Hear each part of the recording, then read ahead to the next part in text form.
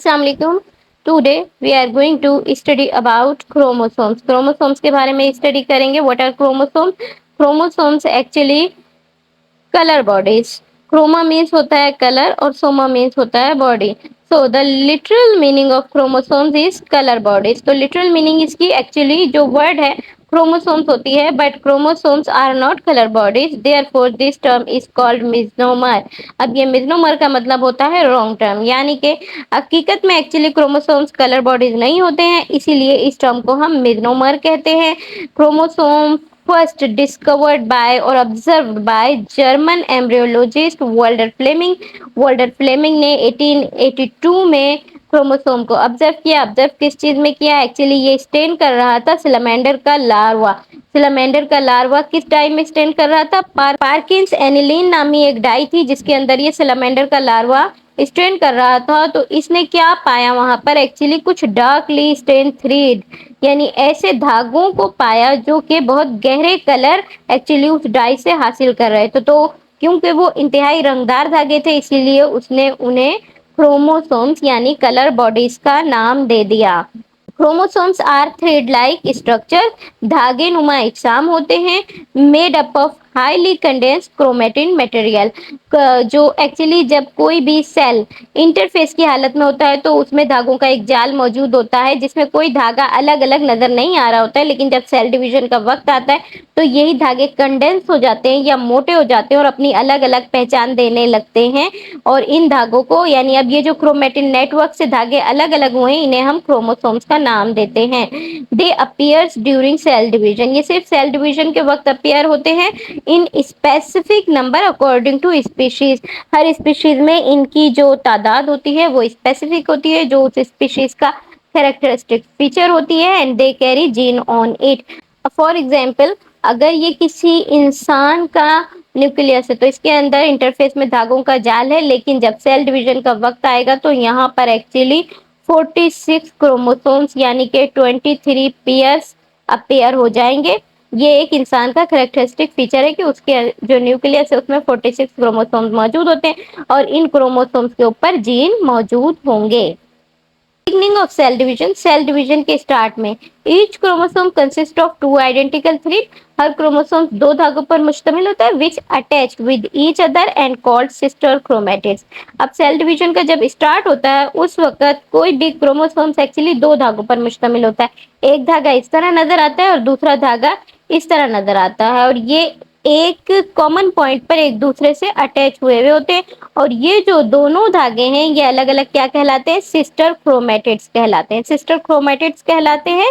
Next क्या होता है कि each chromatids, her chromatids contain a primary constriction which is called centromere. आप सपोज ये एक क्रोमेटिड्स, ये दूसरा क्रोमेटिड, और यहाँ पर सेंटर में जिस जगह ये ज्वाइंट है इसे हम कहते हैं प्राइमरी कंस्ट्रक्शन, और इस प्राइमरी कंस्ट्रक्शन को हम सेंट्रोमेयर के नाम से भी जानते हैं। Sometime another construction is also present called secondary construction. For example, ये एक क्रोमोसोम है जिसके ऊपर एक्चुअली यहाँ पर तो एक प्राइमरी कंस्ट्रक्शन मौजूद है, तो सम टाइम क्या होता है कि इस जगह पर एक और कंस्ट्रक्शन भी मौजूद हो सकती है जो कि सेकेंडरी कंस्ट्रक्शन होगी, लेकिन ये सम टाइम होता है, हर बार नहीं होता, या हर क्रोमोसोम में नहीं होता। एक्चुअली हर क्रोमोसोम्स दो क्रोमेटिड्स पर मुश्तमिल होता है और क्रोमेटिड्स एक दूसरे से सेंट्रोमेयर के मुकाम पर जुड़े हुए होते हैं। तो इस सेंट्रोमेयर की पोजीशन की बुनियाद पर क्रोमोसोम्स की चार टाइप्स होती हैं। तो उन चार टाइप्स को देख लेते हैं कि कौन कौन सी होती हैं। नंबर 1 पर होती है जनाब मेटासेंट्रिक। ये जो मेटासेंट्रिक टाइप होती है इसके अंदर इक्वल आर्म्स होते हैं, यानी दोनों बाजू एक दूसरे से बिल्कुल बराबर होते हैं। लाइक ये बिल्कुल बराबर बाजू होंगे और सेंट्रोमेयर का हम मौजूद होगा located exact in the centre, बिल्कुल सेंटर पोजीशन पर जो सेंट्रोमेयर है वो मौजूद होगा। इसे हम वी शेप क्रोमोसोम भी कहते हैं, यानी जब इसको पकड़ के यहाँ से घसीटेंगे तो ये कैसा बन जाएगा? इस तरह का बन जाएगा, तो इसे हम वी शेप क्रोमोसोम भी कहते हैं। नंबर 2 टाइप है एक्चुअली सब मेटासेंट्रिक। ये जो सब मेटासेंट्रिक है इसमें centromere is located slightly away from the centre and two unequal arms develop this chromosomes called submetacentric। अब एक बाजू थोड़ा सा लंबा होगा और एक बाजू थोड़ा सा छोटा होगा और सेंट्रोमेयर सेंटर से जरा सा हटके होगा। अगर इसको हम यहाँ से खींचे पकड़कर तो जब खींचेंगे तो क्या बन जाएगा, इस तरह से एल शेप क्रोमोसोम बन जाएगा। नंबर 3 पर है acrocentric. Acrocentric actually centromere located away from centre, so the two arms become unique chromosome called telocentric और एक्रोसेंट्रिक। यानी अब ये जो एक्रोसेंट्रिक क्रोमोसोम है, इसको एक्चुअली हम एक और नाम भी देते हैं, और वो एक और नाम है सब टीलोसेंट्रिक।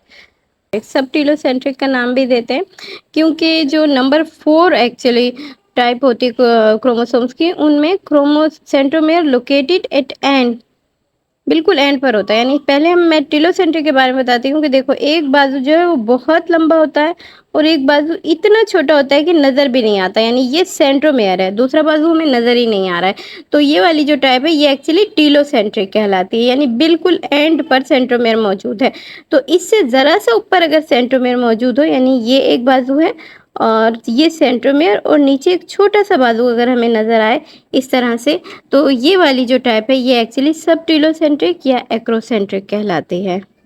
तो अभी थोड़ी देर पहले हमने सेकेंडरी कंस्ट्रक्शन की बात की थी, यानी सेंट्रोमेयर जो है उसके अलावा जो एक कंस्ट्रक्शन मौजूद होती है उसे हम सेकेंडरी कंस्ट्रक्शन कहते हैं। तो ये जो सेकेंडरी कंस्ट्रक्शन है ये एक्चुअली इसका एक और नाम है जो कि है न्यूक्लियर ऑर्गेनाइजर। इसे हम न्यूक्लियर ऑर्गेनाइजर भी कहते हैं, और ये डेवलप होता है एक्चुअली न्यूक्लियोलस से इंटरफेस के दौरान। अच्छा, इस न्यूक्लियर ऑर्गेनाइजर या सेकेंडरी कंस्ट्रक्शन की वजह से क्रोमोसोम्स का जो आखिरी एंड है वो एक नोब लाइक स्ट्रक्चर बन जाता है, और इस नोब लाइक स्ट्रक्चर को हम सैटेलाइट का नाम देते हैं। यानी कि अगर ये एक क्रोमोसोम है और इसका ये दूसरा बाजू, ये यहाँ पर प्राइमरी कंस्ट्रक्शन है, एक्चुअली यहाँ पर प्राइमरी कंस्ट्रक्शन है, और यहाँ पर अगर सेकेंडरी कंस्ट्रक्शन मौजूद है तो सेकेंडरी कंस्ट्रक्शन के बाद वाला जो हिस्सा है ये नोब लाइक हो जाता है, और इसे हम नाम देते हैं सैटेलाइट का। सैटेलाइट है एक्चुअली सैटेलाइट की वजह से, तो जो एंड का हिस्सा होता है सैटेलाइट, एक्चुअली ये सेकेंडरी कंस्ट्रक्शन है। यहाँ पर जो अलग से हिस्सा है ये एक्चुअली जिस डीएनए पर मुश्तमिल होता है, इस डीएनए को हम एक्चुअली जंक डीएनए का नाम देते हैं, और इस जंक डीएनए के जगह के लिए हम एक और नाम यूज़ करते हैं जिसे हम कहते हैं टीलोमेयर। यानी सिंपल वर्ड्स में अगर मैं कहूँ तो सपोज़ ये एक क्रोमोसोम है और इसका जो आखिरी एंड है यहाँ पर एक्चुअली सेकेंडरी कंस्ट्रक्शन मौजूद है सपोज, के बाद का जो हिस्सा है यानी कि ये जो हिस्सा है इस हिस्से को एक्चुअली हम टीलोमेयर का नाम देते हैं। यानी बिल्कुल जो एक्सट्रीम एंड है किसी भी क्रोमोसोम का वो एक्चुअली टीलोमेयर कहलाता है।